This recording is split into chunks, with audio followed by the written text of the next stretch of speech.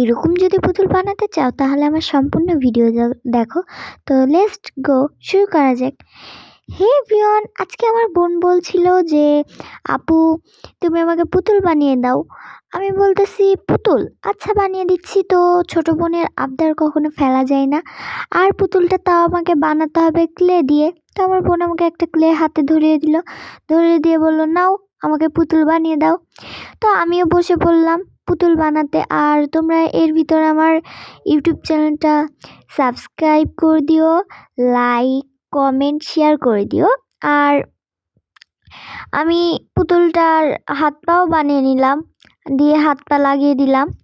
তো এই তো হাত পা লাগানো হয়ে গেছে। এবার আমি কান বানিয়ে নিয়েছি, কানটা লাগিয়ে দিব।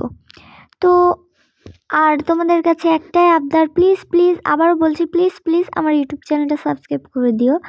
তো এবার আমি একটু নাকের কাছে কী থাকে বলতে গেলে জানি না, ভুলে গেছি।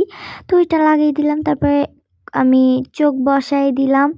তো দেখো চোখ বসানো হয়ে গেছে। কেমন লাগতেছে পুতুলটাকে কমেন্টে জানাবা প্লিজ প্লিজ প্লিজ। সবাই কমেন্ট যদি করো আমি অনেক খুশি হব। দেখো পুতুলটা এবার নাকের শেপ পাকিয়ে দিলাম, তারপরে একটা লাভ বানিয়ে তার হাতে ধরিয়ে দিলাম। আর লাভ দেওয়ার পরে দেখো পুতুলটা অনেক সুন্দর লাগে। আমার বোনের পুতুলটা দেখে অনেক খুশি হয়ে গেছিলো। আর আজকে ভিডিওটা এই পর্যন্ত, বাই বাই, আল্লাহ হাফেজ।